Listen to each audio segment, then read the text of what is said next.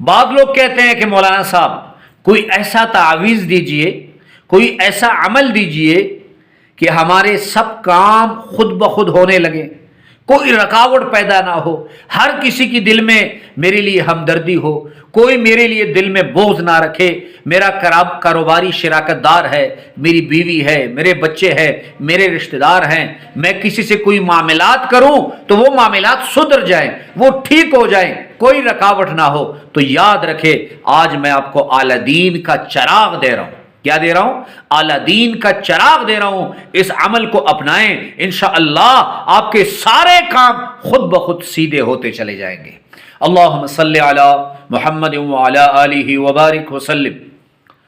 لاکھوں کروڑوں درود و سلام امام الانبیاء شافع محشر محمد مصطفیٰ احمد مجتبی صلی اللہ علیہ وآلہ وسلم اور ان کی آل طیبین طاہرین پر۔ تو میرے بھائیوں اور میری بہنوں، اگر آپ عاملین سے پوچھیں کہ وہ کون سی صورت ہے جس سے جنات محبت کرتے ہیں، اور اگر آپ اس صورت کو پڑھیں تو جنات آپ سے بھی محبت کریں گے۔ جنات اگرچہ آپ پہ ظاہر نہیں ہوں گے، لیکن آپ کی کام جتنے کام ہیں ان کی رکاوٹوں کو یہ ختم کریں گے۔ اگر کوئی آپ کا دشمن بنے گا تو یہ اس کے دشمن بنے گے، اور آپ جس سے محبت کریں گے یہ بھی اس سے محبت کریں گے۔ تو یہ ایک ایسا عمل ہے کہ بزرگ فرماتے ہیں کہ اگر کوئی انہیں کرے گا تو ان کے بگڑے ہوئے کام اللہ کے فضل و کرم سے خود بخود سیدھے ہوتے جائیں گے۔ تو وہ عمل کون سا ہے؟ وہ عمل ہے سورہ مزمل کا۔ آپ نے ایسے کرنا ہے کہ آپ نے صبح کی نماز کے بعد، بہتر ہے کہ صبح کی نماز کے بعد آپ 11 مرتبہ سورہ مزمل پڑھیں۔ اگر آپ قرآن بہت آہستہ آہستہ پڑھتے ہیں، پڑھنے میں رکاوٹ ہے، الفاظ ادا کرنے میں رکاوٹ ہے، تو آپ 3 مرتبہ پڑھیں۔ لیکن پڑھنے کا طریقہ میں آپ کو بتا رہا ہوں۔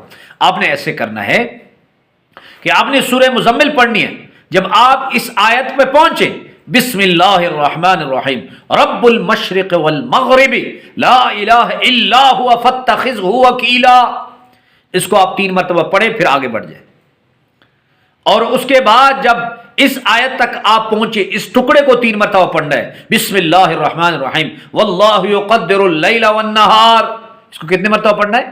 3 مرتبہ۔ اس کا معنی کیا ہے؟ واللہ یقدر اللیل والنہار، اللہ قدرت رکھتا ہے رات و دن میں، اور رب المشرق والمغرب، اس کا کیا معنی ہے؟ اللہ مشرق و مغرب کا مالک ہے۔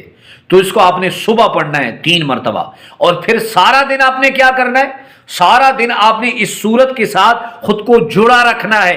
آپ نے اس سورت کی ایک آیت بسم اللہ الرحمن الرحیم ان لک فی النہار سبحا طویلا، ان لک فی النہار سبحا طویلا، اس کو سارا دن پڑھنا ہے۔